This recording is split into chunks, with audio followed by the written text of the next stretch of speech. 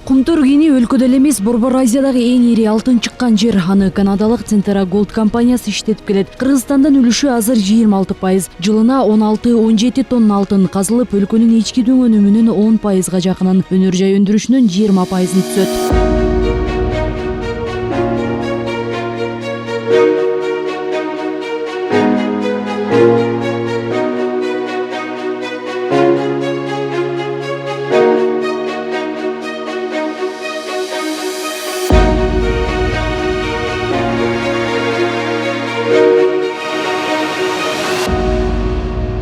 30 жылдан бери Кумтөрдүн айланасында ыз учуу токтобой кендин ишмердүүлүгүн иликтөө боюнча өкмөттүк, парламенттик, мамлекеттик комиссиялар иштеп келген. Алардын чыгарган чечимдерин көзөмөлгө алуу үчүн жакында эле Жогорку Кеңеште дагы комиссия түзүлүп, төрагасы Акылбек Жапаров баш болгон топ өндүрүштү жеринен көрүп кайтты.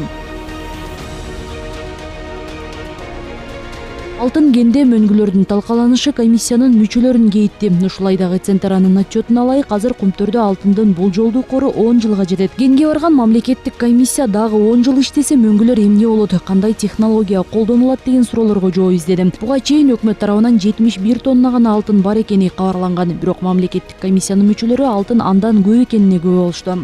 180 тонна, ал эми карьердин алдында дагы 200 тонна алтындын эмеси бар да. Демал кыйын экен казып ала турган жанагы жер алдынан оюп калыш керек экен да. Негизи 380 тонна алтын жөнүндө айтты. Анан биякта хвостохранилище бар, калдыктарды сактоочу жай бар. Ошол жерде суюктук жатат, эми баягы кум менен агызылганда, химикаттар менен агызылган. Ал жерди кайра иштеткенде дагы 103 тонна алтындын запасы бар деди. Демек 480 тонна алтындын запасы турса, биздин Кыргыз өлкөсүнүн өкмөттүн баласында 71 тонна гана алтын турат да. Тоо-кен Кыргыз элинин баа жеткис байлыгы, жалпы жарандардын рызкысы. Кен чыккан жерлер Кыргыз элинин кызыкчылыгы үчүн иштеши керек. Буга чейин атылган чөйрөдөгү макулдашуулар өлкө үчүн эмес, кайсы бир үй бүлөнүн же дагы бир башка адамдын пайдасына чечилип келген. Мындай фактыларды мамлекеттик комиссия эми элге алып чыгат. Бизде 2006-жылы дагы мен жумушчу топту жетектегем. Анда Атамбаев, Алмаз Шаршенович премьер болчу. Оппозициябыздын баары бириккенбиз, журналисттин баары биригип, биз ошондо Центра компаниясынын толугу менен Кыргыздын кызыкчылыгына иштеткенге мүмкүнчүлүк алып калдык эле да, шанс пайда болгон. Бирок тилекке каршы парламентте таратып ийип, кийин Кыргыздын кызыкчылыгы толук корголбой калган да. Кумтөр алтын кенинде 4100 адам иштейт. Анын 99%ы кыргыз жарандары. Мамлекеттик комиссияны ошол жакта иштеп жаткан адистердин деңгээлинин жогорулугу, мүмкүнчүлүктөрү кенен экендиги кубандырды. Ошондуктан комиссиянын мүчөлөрү мындан ары алтын чыккан жерлерде кыргыз жарандары иштесин деген пикирге келишти. Бөлөк кендерге ошо кенди иштетүү үчүн гана специалисттер, наладка деп коебуз, пушка наладка. Ошого эле келбесе, кийин мунун баарын иштетип кете турган биздин потенциалыбыз бар экен. Бул биринчиси. Экинчиси, мына азыр чегаранын баары жабылып, пандемияда жабык турат. 3 жолу революция болду. Бирок бул Кумтөргөнү бирден күн токтогон жок да. Мындан ары дагы токтобойбу деген бизде суроолор бар эле. Ошо суроолорго дагы жооп алдык. Балыкчыда 192 биздин жараныбыз иштейт экен. 12 күндөн ашык запасы балыкчыда бар экен. 3 айдан ашык запасы Кумтөргөнүн өзүндө бар экен.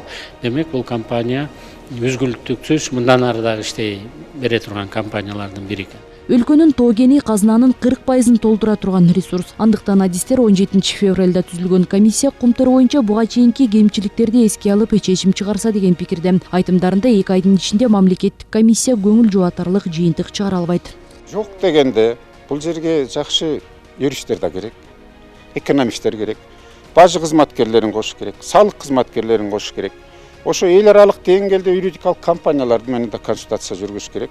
Анан жанагыдай кесипкөй адамдарды кошуш керек. Бүгүнкү күндө бул ушундай так называемый деп атайын, орусча государственный комиссияда толукканда андай адамдар жок эсе. Ошон үчүн 12 мырза депутатка айтаар элем. Дагы суранаар элем, сиздер акылга алчайлык, элдин убалына, мамлекеттин убалына калбагыдай чечимге келет. Ал эми эл өкүлдөрү комиссия башында депутаттардан гана түзүлсө, кийин тажрыйбалуу дасыккан адистердин баары киргизилип, мамлекеттик комиссия деп аталганын белгилешти. Алар эки чоң жагдай боюнча иштеп жатышат. Биринчисинде кумтөрдүн экономикага пайдасы, киреше чыгашасы, өлкөнүн мыйзамдары анализделүүдө. Булар боюнча материалдар чогултулуп бүтүп калды. Экинчи, Центра Голд компаниясы канчалык эффективдүү иштеди, пайданын баарын Кыргызстандан көрүп, эмне үчүн башка жака чачыратты деген суроого жооп издеп жатат. Булардын баарына мамлекеттик комиссия 2 айда жооп издеп ишин жыйынтыктамакчы. Айпери Самат кызы, Улук Сулайманов, Нью ТВ.